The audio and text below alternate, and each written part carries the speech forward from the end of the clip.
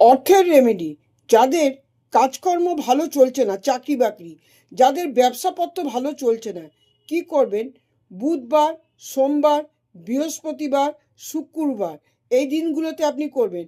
তুলসী গাছের নিচে, গোড়ার নিচের মাটি নিয়ে কি করবেন? আপনি যে কটা জায়গায় রাখবেন সে কটা গুলি বানাতে পারেন, একটাও করতে পারেন। কি করবেন? গোড়ার মাটি নিয়ে তার মধ্যে সাদা চন্দন আপনি বেটে দিতে পারেন, গুঁড়োও দিতে পারেন। যদি গুঁড়ো দেন তাহলে হচ্ছে যেন সঠিক চন্দন হয়, চন্দন বেটে দিলে ভালো হয়। আর মা তুলসীকে একটা সিঁদুর দেবেন, সেই সিঁদুরের খানিকটা সিঁদুর, লাল সিঁদুর, খানিকটা সিঁদুর ওর মধ্যে দেবেন, দিয়ে ওর মধ্যে একটু গঙ্গা জল দেবেন। গঙ্গা জল দিয়ে ওর মধ্যে আপনি কি করবেন? একটা করে ধান ধান ওর মধ্যে ঢুকিয়ে দেবেন। যখন গুলিগুলো করবেন ধান ঢুকিয়ে দেবেন। এরপরে কি করবেন?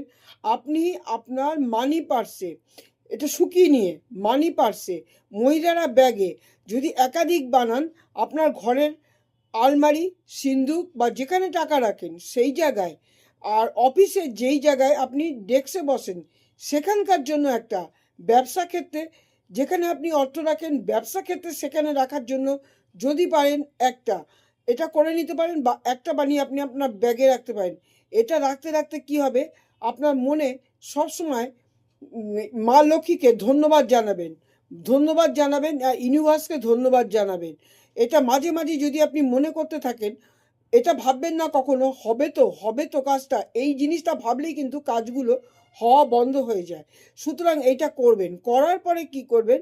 আপনি ইউনিভার্সকে ধন্যবাদ জানাবেন যে আমার কাজ হয়ে গেছে, আমার ব্যবসা ভালো চলছে, এরকম প্রেজেন্ট টেন্সে বলবেন। এটা বলার ফলে কি হবে? আস্তে আস্তে আপনার ব্যবসা দ্রুত বৃদ্ধি হবে, চাকরি প্রমোশন হবে।